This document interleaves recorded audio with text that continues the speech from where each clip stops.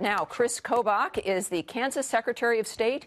He joins us now. Kris, you are a man. You know, you've been working on this for quite some time, for years. You know what the situation is. This is not unfamiliar to you either.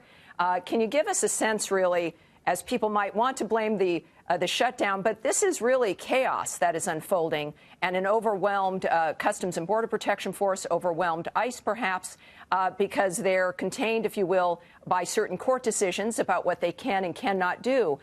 What do you think is going on in El Paso now, and should the people there be concerned about what's happening? Well, first of all, you're correct when you suggest this is not because of the government shutdown. Enforcement and removal operations of ICE, that's the division that handles this type of duty, they're essential employees. They're working at full steam regardless of the shutdown. There might be some public affairs officers who normally, contact the press and things like that who might not be working, but it's not caused by the shutdown. Secondly, although the numbers this week in El Paso are large and larger than normal, people should be aware that there are, if you look nationally, thousands of people being released into the United States who are asylum seekers, not necessarily worthy of asylum, but claiming that they are, every month. And so this is a big problem. Here, this number should shock you. In the last 5 years, the number of asylum claims in the United States system has gone up 2,000%. There are almost 800,000 asylum cases pending in our immigration courts. And the vast majority of those are not legitimate. It's estimated that these Central American claims, well over 90%, are going to be denied. They're not even close to being a legitimate claim of asylum. Asylum requires that your government back home is persecuting you, and you have a well-founded fear of being hurt because of your membership in a particular social group. Whereas these people are coming in saying, well, I've got gangs in my neighborhood.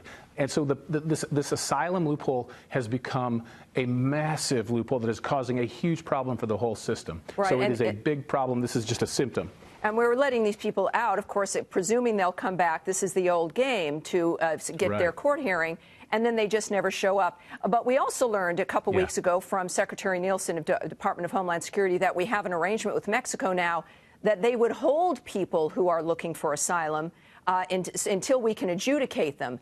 Do you think that's really going to happen, or do you think that we're still is the president still going to have to go and try to get this done through the courts, which clearly seem to be resistant to him being able to control the border? Well, a little of both. So I think that what Secretary Nielsen announced last week is a big first. It's not a first step. It's a big step in the right direction for those people who haven't yet crossed into the United States. But most of the people we're talking about here in El Paso, they were already in the United States when they were apprehended, many of them anyway. And for those people, what DHS needs to do right away is to finalize a proposed regulation that they promulgated back in September, and that regulation will override what's called the Flores settlement, which is why we're releasing all these people, and allow the detention of complete family units together until their case is adjudicated finally. Kris, and we've got to get that done right away, and there's no time to waste. Yeah, because that's the question. What do we do next? And that's a great point. Thank you, sir, for joining us. I appreciate it. Have a great night.